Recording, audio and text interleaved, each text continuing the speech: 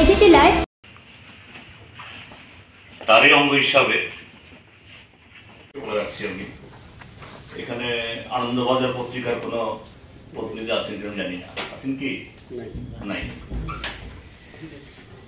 আনন্দবাজার পত্রিকা তার যারা সংবাদদাতা এখানে যারা আসেন স্থানীয় হলে একটু ভুল করে না,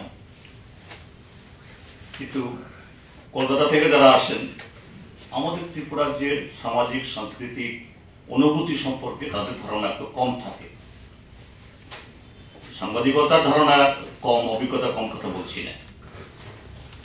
একটা খবর গত 22 তারিখে হয়েছে, এটা খুবই আপত্তিকর। লিখেছে উন্নত গুণমানের দুধ আমাদের পার্টিকে আরো শক্তিশালী করে তোলা, উইথ স্পেশাল এমফাসিস, অর্থাৎ বিশেষ নজর দেওয়া ওয়ার্কার ক্লাস। এই ওয়ার্কার ক্লাস ট্রাইবাল অংশের মানুষ, দলিত অংশের মানুষ এবং ধর্মীয় সংখ্যালঘু অংশের মানুষ। তাদের মধ্যে আমাদের সংগঠনকে আমরা কিভাবে আরো এই শক্ত ভিতরে দাঁড় করাতে পারি। তার সাথে যেটা আলোচনাগুলি হবে এবং হয়েছে সেটা হলো যে শাসক দল তারা যত বেশি জনবিচ্ছিন্ন হচ্ছে। এই যে কালকেও কয়েকটা চ্যানেল এসেছিল, আমি বলেছি একজন রাজ্য থেকে নির্বাচিত বললে তো ভুল হবে, যে মানে কত কয়েক বছর যেরকম রিগিং করে দিতে যায়। প্রাক্তন মুখ্যমন্ত্রী ছিলেন, প্রাক্তন মুখ্যমন্ত্রী এখন সাংসদ, যে সামাজিক উৎসবে সেখানে গিয়ে রাজনৈতিক বক্তব্য এবং তাও কুৎসিত ভাবে সমস্ত শিষ্টাচার এগুলোকে লঙ্ঘন করে। সিপিএম কে উৎখাত করতে হবে, দেখাতে হবে, সেই করতে হবে, দাঙ্গা দিয়ে ঠান্ডা করতে হবে। একজন মন্ত্রী, তিনি যদি নতুন মন্ত্রী এবারই হয়েছে, নতুন হলে হয়তো আমরা চুপ থাকতাম, কিন্তু দীর্ঘদিনের সাংসদ জীবন সায়ান্নে এসছে,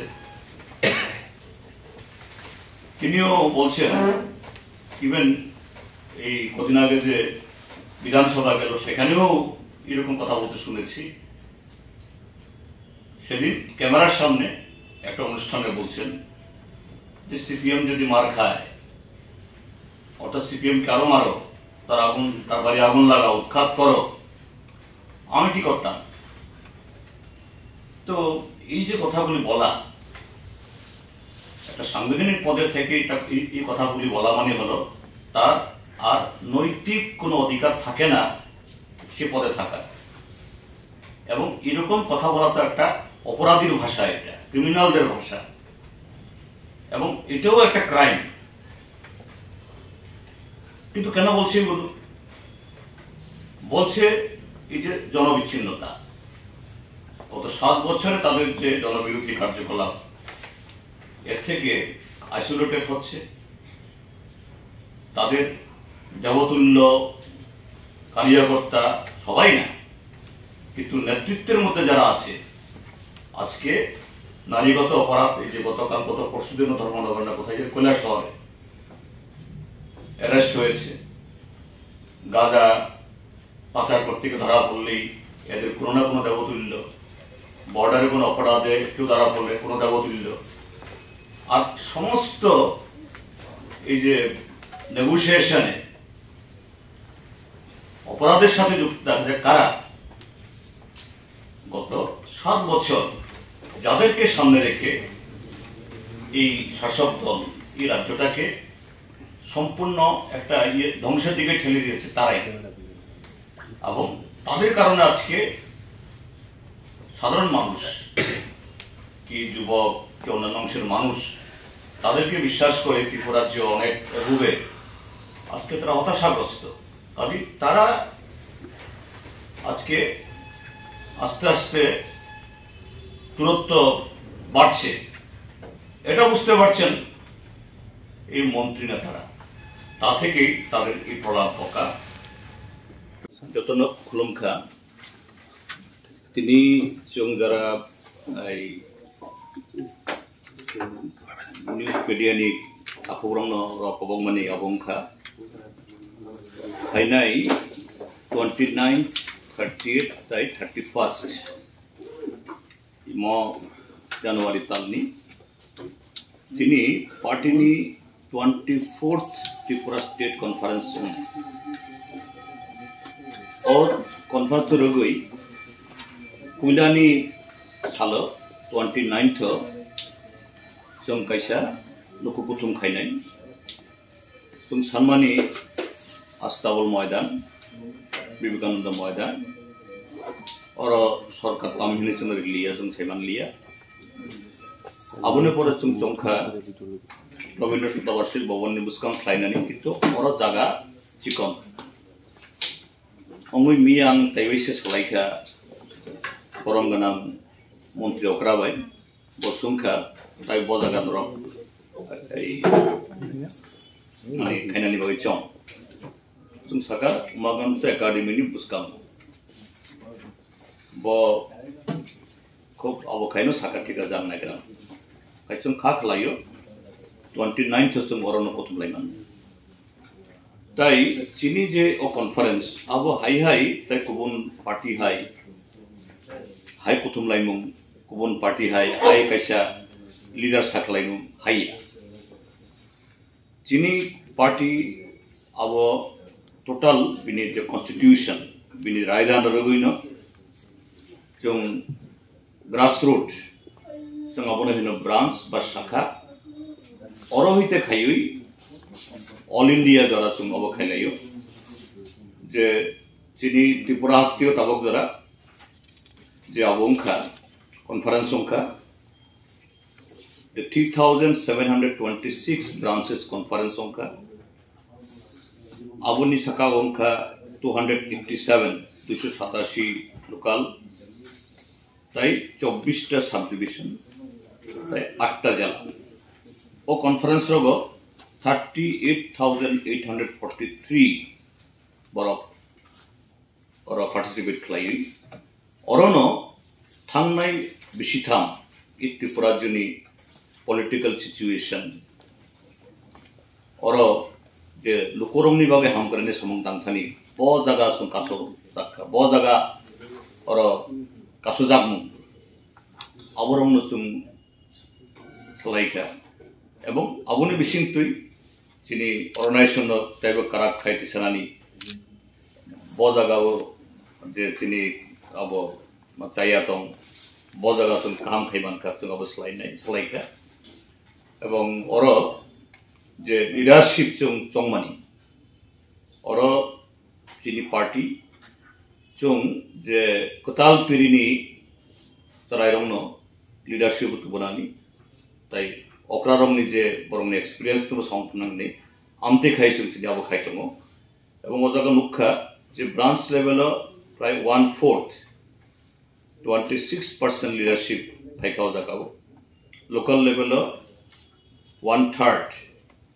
खरकथाम बिसियों खरकसा लीडरशिप फाइका सेक्रेटारी जागाव कताल अबो ताई महकुमाव 2/3 और ताइबो गोबां जे 2/3 और लीडरशिप फाइका कताल जिलाओ 80% 24 जला 8 जला बिसिङो 6 जलाओ फाइका कताल मुखा आमति खाइसिं आबक दङ जे ताबुंनि हायुमो जुगो भाई खाइ जे चैलेंज सफायमनि आबनो मुकाबला खाइनि ताई पॉलिटिकल लेवल जों त्रिपुरा जो जे लुखा थांनाय बिसिथाम त्रिपुरा जोनि जे बीजेपी त्रिपुरा मथा आईपीएफ टी कथालाजाक सरकार बरक लुकुरंनो जे कग्रिमानि जे समायतां माने हाई खाइनाय जॉब होते सेमुई ताई सामुं हुमुं बेबाग जागो बरक मुंसाबो खाइमानिया एमन की एडीसी नि जे विलेज कमिटी बोर्ड फानसें गया ताई थांनाय बिसिथामो काइसा फानो जे चंगमारी इलेक्शन जे और काम के प्रॉब्लम मानिया हमती खाई ई चिनी त्रिपुरा हस्तेनी जे पॉलिटिक्स न पूरा क्रिमिनलाइज खालायखाव जागो लुकरंगनि जे चिनी संविधान रायदोना तुयुई सागनि कक सानानि सागनि नांमानि कक सानानि ओ सिचुएशन अरकुरी तो आमति जागाव फाइनाय साल बा बिसिरावो जों बाहायखाय जे इ गणतान्त्रिक अधिकार डेमोक्रेटिक राइट बनो प्राइवेट रेस्टोर खायनानि टंकासान तुबुनानि एवं तबुं नुजाक्तमो विशेषकर बीजेपी बरक लुकरक हইতে যখন হাকসালং তঙ্গ বরক কোন জায়গাগো চিনি বুকুং বারাইয়া ট্রাইবেল নন ট্রাইবেল যেমন গন্ডা তুইসা লুকজাক্কা থাংনে চুলাই তালো তারপরে কোন জায়গাগো যে religious minority by majority by बिसिङो अराय फरेस्ट नामनानि आमति खायui जे बरक बिनि पॉलिटिक्स न जे टिकै तंनो चेष्टा खाय आबुल लगे अंखा दिनै करापशन जे सरकारनि एमन कोनो डिपार्टमेंट करुई एमन कोनो बेदेक करुई ता आबरमनि बिरुद्धे बसकामनि दिनो जों बाहाय खाय चिनि स्ट्रागल चिनि चबानो जों आबोतलां माननाय ओ फगरनो जों साबलायनाय फायनाय 29 30 31 एवं आबुनि उनाव चिनि पार्टीनि ऑल इंडिया कॉन्फ्रेंस बा पार्टी कांग्रेस फायनाय एप्रिल तालनि 2 3 4 5 6 तामिलनाडु मादुराई हमनाय और আমাদেরও পার্টির 8টি জেলা কমিটি তার সম্মেলন শেষ হয়েছে অবধি মুখ্যমন্ত্রীর সাথে যখন কালকে কথা হয়েছে মুখ্যমন্ত্রী মোটামুটি ভাবে যুক্তিকতা স্বীকার করেছেন আর ঠিক আছে আমি আপনাকে জানিয়ে দেব এবং দেখুন আমাদের বিকল্প নাই আপনাকে বলতে হলো আপনি আমাকে চেয়েছেন বিকল্প কি করা যেতে পারে বলুন দেখি আমি তখন বললাম এখানেই হতে পারে এর চেয়ে বড় জায়গা নেই ঠিক আছে আমি আপনাকে জানাচ্ছি আমি ধরে নিচ্ছি যে মুখ্যমন্ত্রীর বক্তব্য ইতিবাচক এবং তিনি নিশ্চয়ই এটার ওয়ার্কআউট করছেন এবং আমরা সেভাবে আমরা এগোচ্ছি এখানে যদি না হয় তাহলে আবার দেখা যাক না হওয়ার তো হবে বলে মনে হয় না এরকম সৌহার্দ্যপূর্ণ কথা বলার পর স্যার কেমন কর্মী আসতে পারে টার্গেট কিছু রয়েছে কি এটা সেদিন সুখে দেখেই বলবো কিন্তু আমরা অভূতপূর্ব সাড়া পাচ্ছি অভূতপূর্ব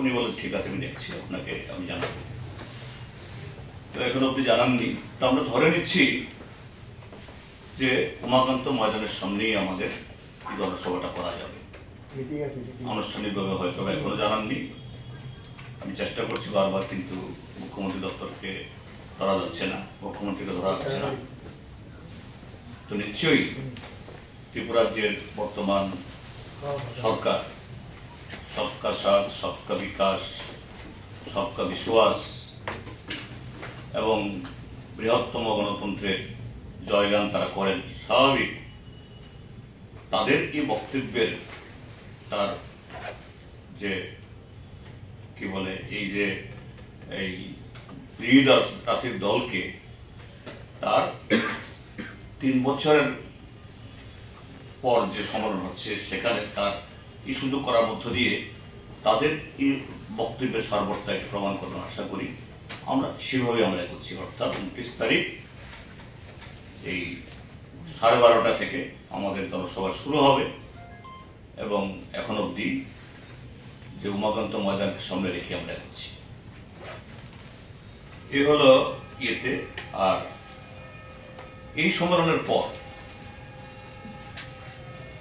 আমাদের এই প্রক্রিয়া আমি আগেই বলেছি একদম তৃণমূল থেকে সর্বগ্রস্ত আগামী 2 থেকে 6 এপ্রিল আমাদের পার্টির সর্বভারতীয় সম্মেলন তথা আমরা পার্টি কংগ্রেস বলি এটা সংগঠিত হবে তামিলনাড়ুর মাদুরাই শহরে আমাদের রাজ্য থেকে 40 জন ডেলিগেট 2 জন অবজারভার আর পদাধিকার বলে আমরা 6 জন কেন্দ্র কমিটির সদস্য 40 2 42 6 48 জন প্রতিনিধি আমরা এই মাদুরাই পার্টি কংগ্রেসে আমরা অংশগ্রহণ করব।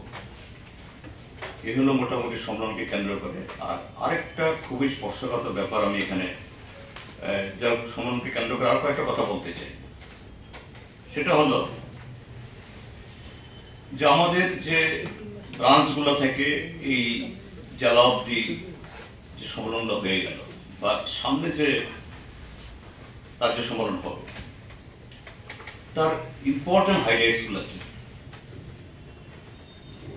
আমাদের সম্মেলনে আসলে কি আলোচনা আমরা করব। আমাদের সম্মেলনে মূলত যে রাজ্যের চলমান রাজনীতি গত 3 বছরে তার গতি প্রকৃতি এবং সে রাজনীতি আমাদের দেশের সংবিধান অনুযায়ী দেশের আম জনতার তার জীবন মানকে আরো উন্নত করা, গণতান্ত্রিক অধিকারকে আরো প্রশস্ত করা, সেদিক থেকে গত 3 বছর আমাদের অভিজ্ঞতা কি। অবশ্যই সে অভিজ্ঞতা হলো ত্রিপুরা রাজ্যের মধ্যে বর্তমান শাসক দল গণতন্ত্রের প্রতি তারা মুখে যা বলে তার বিপরীত, বিরোধী রাজনৈতিক দলের এই কার্যকলাপ নানাভাবে বাধাগ্রস্ত, এখানে অবাধে ভোট হয় না, সে বিষয়গুলো চর্চা হবে বা হয়েছে। তার সাথে হলো এরকম পরিবেশে আমরা জনগণের ইস্যু নিয়ে জীবন এবং জীবিকা আর সেই জীবন জীবিকাকে সমৃদ্ধ করার জন্য শিক্ষা, দীক্ষা, স্বাস্থ্য ইত্যাদি এবং অর্থনীতি, সেদিক থেকে যে কি ধরনের চেহারা, কি ধরনের চিত্র আমরা প্রত্যক্ষ করছি, সেই জায়গায় পার্টি আমাদের যে রাজনৈতিক দায়িত্ব স্বরূপ আমাদের লড়াই সংগ্রামকে আমরা কতটুকু এগিয়ে নিতে পেরেছি। আর সেই লড়াই সংগ্রাম এগিয়ে যেতে গেলে পরে আমাদের সংগঠন এটাকে সময় উপযোগী কতটুকু করতে পেরেছি, এই বিষয়গুলি হলো আমাদের এই সম্মেলনের যে মূল আলোচ্য বিষয় বা চর্চা বিষয়। এবং সেই জায়গায় ৩৮,৮৪৩ জন আমাদের পার্টি মেম্বার বিভিন্ন স্তরে অংশগ্রহণ করেছে। সেই স্তরগুলি হল ৩,৭২৬টি ব্রাঞ্চ সম্মেলন, 3,726 287টি অঞ্চল সম্মেলন, 24টি মহকুমা সম্মেলন, 8টি জেলা সম্মেলন। এবং এই সম্মেলনগুলো তার ডেলিগেশন পাওয়া, প্রতিনিধিত্ব করার সুযোগ পাওয়াটাও সেখানে নির্দিষ্ট নিয়মের মধ্যে, তার বাইরে গিয়ে যত বড় নেতাই হন বা নেতার কাছের লোক হন, সেখানে কোনো ধরনের যে এই নিয়ম লঙ্ঘন করে প্রতিনিধিত্ব পাওয়ার এবং নির্বাচিত হওয়ার কোনো সুযোগ নেই। এবং সেই সম্মেলনগুলো এটা শুধু নিছক কিছু বক্তৃতা, খানা পিনা তা না, সেখানে মূলত রাজনৈতিক দল অবশ্যই রাজনৈতিক বিষয় আসবে। ব্রাঞ্চ যদি হয়, সেই ব্রাঞ্চ এলাকায় গত 3 বছরের রাজনৈতিক পরিস্থিতি এবং সেই রাজনৈতিক পরিস্থিতিতে আমাদের যে পার্টির কর্মসূচিকে সামনে রেখে আমরা সাংগঠনিকভাবে কতটুকু মোকাবেলা করতে পেরেছি এবং কতটুকু সেই এলাকার জনগণকে তার সাথে যুক্ত করতে পেরেছি, তার ত্রুটি, দুর্বলতা, সাফল্য, শুধু সাফল্যটা আলোচনা হবে না, দুর্বলতা আলোচনা হবে, সাফল্যকে কিভাবে সংহত করা, দুর্বলতাগুলোকে চিহ্নিত করে কিভাবে আগামী দিন উঠে দাঁড়ানো যায় এবং জনগণকে আরো বেশি বেশি করে সমৃদ্ধ করা সম্ভব হবে। এবং সেই সম্মেলনগুলোতে তার নেতৃত্ব নির্বাচন হয়। আমাদের পার্টির যে গঠন, সেখানে যে কোনো কমিটি হলে পরে 15 জনের, 20 জনের, 30 জনের বা 50 জনের, সেখানে সম্পাদক কেন্দ্রিক।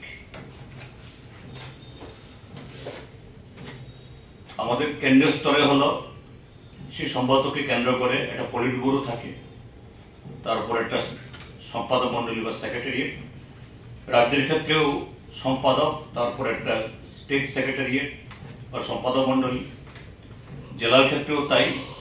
কিন্তু অঞ্চল এবং ব্রাঞ্চের ক্ষেত্রে তৃণমূল স্তরকে আমরা ব্রাঞ্চ বলি, সেখানে সম্পাদককে কেন্দ্রবিন্দু করে যাবতীয় হয়। তো এই জায়গাতেও এই যে ব্রাঞ্চ সম্মেলনগুলোতে, সেখানে গণতান্ত্রিকভাবে এই নির্বাচনের মধ্য দিয়ে কমিটি তৈরি হয়েছে এবং কমিটির সম্পাদক নির্বাচিত হয়েছে। এবং সেখানে আমাদের ধারাবাহিক প্রচেষ্টা বিগত এই 2015 সাল থেকে কিভাবে পার্টির নেতৃত্বের মধ্যেও কমিটিতে এবং নেতৃত্বে অভিজ্ঞ আর নবীনদের মধ্যে একটা ব্যালেন্স তার বিন্যাসে আনা যায়, ধারাবাহিকভাবে কিভাবে আমরা নতুন প্রজন্মকে আমাদের লড়াই সংগ্রামে, আমাদের রাজনীতিতে আমরা তাদেরকে অন্তর্ভুক্ত করতে পারি, সেই প্রচেষ্টা জারি আছে। এবং এবারও এখন অবধি যে সম্মেলনগুলো হয়েছে, সেখানে যে রিপোর্ট এসছে, আমাদের এই ব্রাঞ্চ সম্মেলনগুলোতে যারা নেতৃত্বে এসছেন, সেখানে প্রায় 1/4 নেতৃত্ব, অর্থাৎ সেক্রেটারি নতুন মুখ, 25.68%। লোকালগুলোর ক্ষেত্রে 33.80, অর্থাৎ 1/3 এই লোকাল কমিটির সেক্রেটারি তারা হয়েছেন নতুন মুখ। মহকুমা আমাদের 24টা, তার মধ্যে 24টার মধ্যে 16টা মহকুমাতে সেখানে এসছে এই নেতৃত্বে, অর্থাৎ সম্পাদকের চেয়ারে নতুন দুঠা 3 ভাগের 2 ভাগ। আর 24টা আমাদের এই বলছি 8টা আমাদের যে জেলা, এই 8টা জেলাতে যে 3/4, অর্থাৎ 8 জনের মধ্যে 6 জন আমাদের সম্পাদক নতুন মুখ। এইভাবে পার্টি এটাকে নবীনের সাথে প্রবীণের মিশেল বর্তমান সময়তে চ্যালেঞ্জ মোকাবেলা করার জন্য ঠিক সেরকম ভাবে তৈরি করার চেষ্টা হয়েছে। এবং দারুণভাবে আমাদের রাজ্যে খুব মসৃণভাবেই আমাদের এই কর্মপ্রণালী এবার সম্পন্ন হয়েছে। আজকে এই প্রথম সাংবাদিক সম্মেলন করছি আমরা এই পার্টি রাজ্য দপ্তরে। তো সবাইকে নতুন বছরের শুভেচ্ছা, যত নকুলঙ্কা নমস্কার করি। আজকে আপনাদের এখানে আহ্বান করার মূল উদ্দেশ্য হল আগামী 29, 30 এবং 31 জানুয়ারি আমাদের পার্টির 3 বছর অন্তর যে সম্মেলন, পার্টির একেবারে নিচু স্তর থেকে সর্বোচ্চ স্তর অর্থাৎ সর্বভারতীয় স্তর পর্যন্ত আমরা সংগঠিত করি, তারই অঙ্গ হিসাবে আমাদের এই রাজ্যে ইতিমধ্যে ব্রাঞ্চ অর্থাৎ একদম তৃণমূল স্তর থেকে রাজ্যের 8টি জেলা, আমাদেরও পার্টির 8টি জেলা কমিটি, তার সম্মেলন শেষ হয়েছে। আগামী 29, 30, 31 3 দিন এই আগরতলা শহরে টাউন হলে আমাদের 24তম ত্রিপুরা রাজ্য সম্মেলন সংগঠিত হবে। তারই এই কিছু দিক উল্লেখ করার জন্য আমাদের এই যে সম্মেলনের ভেন্যু আমরা এটাকে এই নামাঙ্কন করেছি বা করব কমরেড সীতারাম ইয়েচুরি এবং কমরেড বুদ্ধদেব ভট্টাচার্য নগর হিসাবে, এবং মঞ্চটাকে আমরা নামাঙ্কিত করব কমরেড শামসুল হক এবং কমরেড মানিক বিশ্বাস। 23তম রাজ্য সম্মেলনে আমাদের 75 জন রাজ্য কমিটির সদস্যদের মধ্যে এই দুজনও নির্বাচিত হয়েছিলেন এবং এই সময়ে তারা প্রয়াত হয়েছেন, তাদের নাম। আমাদের এই সম্মেলনে আমাদের সর্বভারতীয় কমিটি থেকে যারা অবজারভার হয়ে আসবেন তারা হলেন কমরেড প্রকাশ কারাত, যিনি এখন আমাদের পার্টির কেন্দ্রীয় কমিটি বা পলিট ব্যুরোর কোঅর্ডিনেটর, সমন্বয়কারী। তার সাথে আরো দুজন পলিট ব্যুরোর সদস্য, কমরেড বৃন্দা কারাত এবং কমরেড অশোক ধাওয়াল। কমরেড মানিক সরকার তো আছেন এখানে। আরো দুজন কেন্দ্রীয় কমিটির সদস্য আসবেন, তারা হলেন কমরেড প্রবীণ দেব, তিনি পশ্চিমবাংলার প্রাক্তন বিধায়ক এবং আমাদের পার্টির কেন্দ্রীয় কমিটির সদস্য। তার সাথে আরেকজন কমরেড ডক্টর অরুণ কুমার, যিনি আমাদের পার্টির আন্তর্জাতিক বিভাগের প্রধান, ডক্টর অরুণ কুমার। তো আমাদের এই সম্মেলন এটা অন্যান্য রাজনৈতিক দলের মতো হঠাৎ করে এটা মেলা হয়ে গেল এবং সেখানে কোনো ধরনের নিয়ম নেই, শৃঙ্খলা নেই, আলোচনার ধরন নেই, বিষয়বস্তুর কোনো ধারাবাহিকতা নেই। আবার ধুম করে সেখানে একটা কমিটি ঘোষণা হয়ে গেল, সদস্যদের কোনো অংশগ্রহণ নেই, বা কোন ক্রাইটেরিয়াতে, কোন বিচারে তাদেরকে এই দায়িত্ব দেওয়া হলো, এরকম কোন ধরনের নিয়ম শৃঙ্খলা বলতে কিছুই নেই। আমি কথাটা বলছি কারণ সাম্প্রতিককালে দেখেছি যে আপনাদের পত্র পত্রিকাতেও সেভাবে বহুলভাবে চর্চিত যে বর্তমান ত্রিপুরা রাজ্যের শাসক দল, তাদের সদস্যতা অভিযান হচ্ছে একেবারে মুখ্যমন্ত্রী থেকে শুরু করে টাওয়ার নেতারা রাস্তায় নেমে, এমনকি স্কুল কলেজে অব্দি ঢুকে, অফিস কাছারিতে ঢুকে সেখানেও সদস্য পদ সংগ্রহ করছে। তারপরে শোনা গেল যে একেবারে খুব গণতান্ত্রিক উপায়ে তাদের সংগঠনের যেরকম স্ট্রাকচার, তারা সভাপতি বা জেলা কমিটি করে, তার জন্য রিটার্নিং অফিসার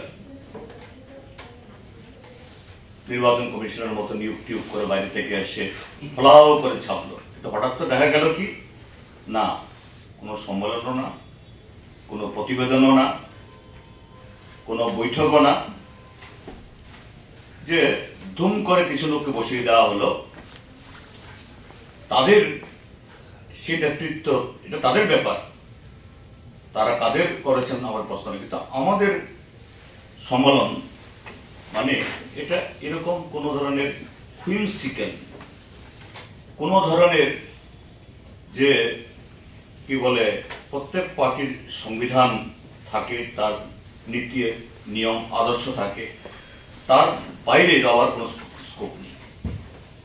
এবং সেদিক থেকে বলা যেতে পারে একটা সর্বোচ্চ গণতান্ত্রিক পরিবেশ এবং গণতান্ত্রিক নিয়মে এই সম্মেলনগুলো নিচুতলা থেকে সংগঠিত হয়ে এসে উপরতলা অবধি এগুলো হচ্ছে বা হয়েছে। আপনারা যদি জানা থাকে তাদের সংবাদ প্রতিনিধিকে, তাকে সুবিধা দেওয়া। আমি আবারও বলছি, আনন্দবাজার উদ্দেশ্য প্রণীত করেছে এটা হয়তো বা না, কিন্তু সংবাদ পরে যা দেখেছি, এই তথ্য তাকে দিয়েছে আইসিআর এর সিনিয়র সায়েন্টিস্ট অসিত চক্রবর্তী। এই ভদ্রলোকও ত্রিপুরার কিনা আমি জানি না। তো এরকম ভাবে খবর করা, এটা একটা অংশের মানুষকে হার্ট করে, এটা মোটে হওয়া উচিত না। এগুলো মোটামুটি যদি যুক্ত করেন কাছে আপনাদের জিজ্ঞাসা তারা জিজ্ঞাসা করতে পারে। এই সম্মেলনে মোট 411 জন 411 ডেলিগেট। এই 411 জনের মধ্যে 74 জন হলো বর্তমান রাজ্য কমিটির যারা সদস্য যারা আছে। এই 74 জন বাদে 411 জনের মধ্যে বাকি সবাই হবেন। সবাই এই যে সম্মেলনগুলি হল এক একটা ধাপ থেকে, ব্রাঞ্চ থেকে লোকাল, লোকাল থেকে মহকুমা, মহকুমা থেকে জেলা, অর্থাৎ জেলা থেকে নির্বাচিত হয়ে 74 জন বাদ দিলে পরে বাকি যারা তারা সবাই নির্বাচিত হয়ে আগামী এই 29 তারিখের প্রতিনিধি সম্মেলনে অংশগ্রহণ করবে। তো এই হলো এতে। আর 29 তারিখে আমাদের এই প্রকাশ্য সমাবেশ হবে। তো প্রকাশ্য সমাবেশ সম্পর্কে ইতিমধ্যেই আমরা না বললেও আপনারা আমাদের সাথে কথা বলেছেন, আমরা টাইম টু টাইম জানিয়েছি যে 26শে ডিসেম্বর তারিখে আমাদের যখন তারিখটা ফাইনাল হয়, 26শে ডিসেম্বর আমরা এই স্পোর্টস কাউন্সিলে আমরা দরখাস্ত করি। স্বামী বিবেকানন্দ ময়দানে আমরা প্রকাশ্য সমাবেশ করব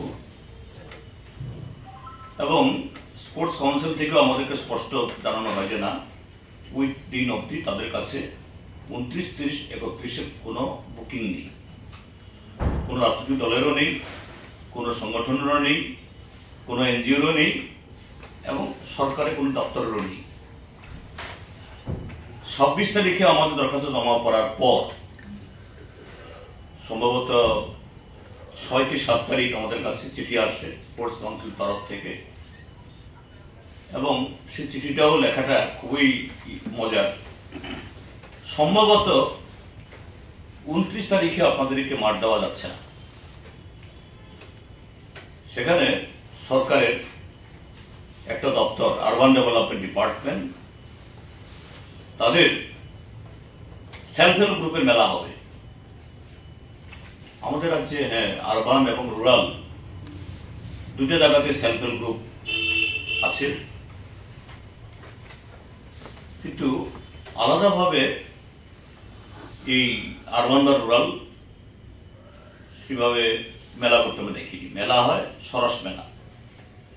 আমি যখন আরডি মিনিস্টার ছিলাম তখন থেকে চালু হয়েছে, যে আন্তর্জাতিক এই বাণিজ্য মেলা কেন্দ্র চুটমূল্যের মাঠে আমরা তৈরি করেছিলাম, সেখান থেকে হয়ে আসছে। রুরাল এবং আরবান সবাই অংশগ্রহণ করেন এবং 18 সালের পর এই সরকার আসার পরও তাই হয়ে আসছে। কিন্তু এবার হঠাৎ করে এই আরবানের এই গ্রুপের মেলার অবতারণা হলো। আমরা জানি না কি উদ্দেশ্যে। তো এটা স্পোর্টস কাউন্সিলের চিঠি পাওয়ার পর আমরা গেলাম মাননীয় মুখ্যমন্ত্রীর কাছে, কারণ তিনি প্রায় সবগুলো দপ্তরের ইনচার্জ। তাকে বললাম যে একটা আমরা প্রধান বিরোধী দল, একটা সর্বভারতীয় রাজনৈতিক দল, 3 বছর অন্তর আমাদের এরকম রাজনৈতিক প্রক্রিয়া হয়। আর গত 3 বছরে তো আমরা সেই যে জনসভা করেছি 23তম সম্মেলনে ফেব্রুয়ারি মাসের সম্ভবত 28 তারিখে, এরপরে তো আমরা আর করিনি। মাননীয় মুখ্যমন্ত্রীকে প্রথম দিন যখন কথা বলে মনে হয়েছিল তিনি পজিটিভ, অর্থাৎ তিনি একটা অবস্থা করবেন। তিনি বলছেন যে না, আমি দেখছি, আপনাকে জানাবো। কিন্তু 1-2 করে দিন পার হয়ে যাচ্ছে, তিনি যখন জানাননি, আমি নিজে আবার গেছি। তিনি বলছেন যে না, সরকারের একটা হয়ে গেছে, কি করে করা যাবে। এবং 29 তারিখ কি মার্চ স্পেয়ার করার সেরকম কোনো উপসর্গ যখন আমরা দেখতে পাচ্ছি না, তখন আমরা এই রবীন্দ্র শতবার্ষিকী ভবনের সামনে যে রাস্তাটা আছে, সামনে দিকে গুরুজি হল এবং ডান দিকে উড়িয়ান, সবটা নিয়ে করার একটা কি বলে একটা কন্টিনজেন্সি প্ল্যান করি। আমি অ্যাকর্ডিংলি পুলিশকে আমরা চিঠি দিই এবং সাবসিকুয়েন্টলি 3-4 দিন বাদে এসপিকেও ফোন করি যে আপনি আমার চিঠি পেয়েছেন কিনা। সে বলে হ্যাঁ পেয়েছে স্যার, কোনো অসুবিধা হবে না, অর্থাৎ ওখানে করতে কোনো অসুবিধা হবে না।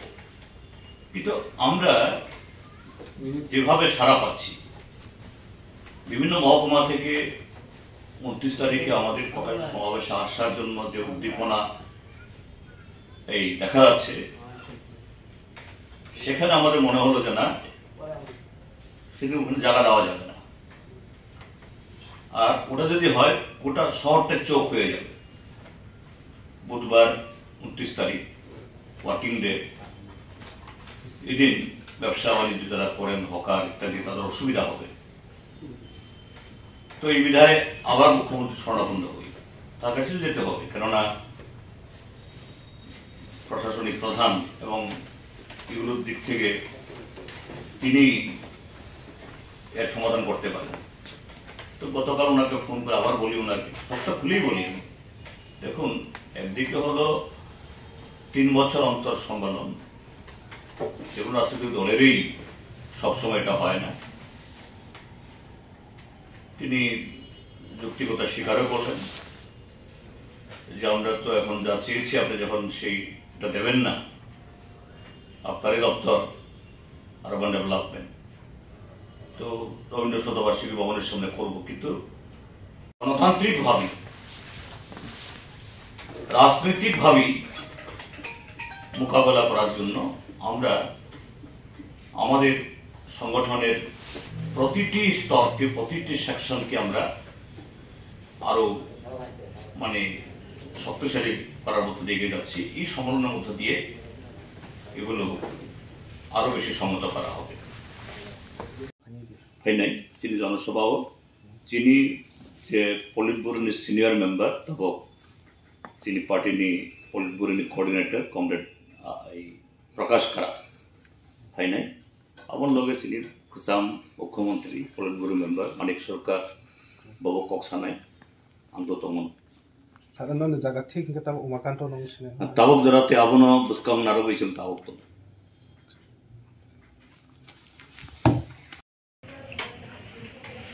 নির্বাচন কমিশনের মতো নিয়োগ করে বাইরে থেকে এসে ফলাও করে প্রাক্তন বিধায়ক এবং আমাদের পার্টির কেন্দ্র কমিটির সদস্য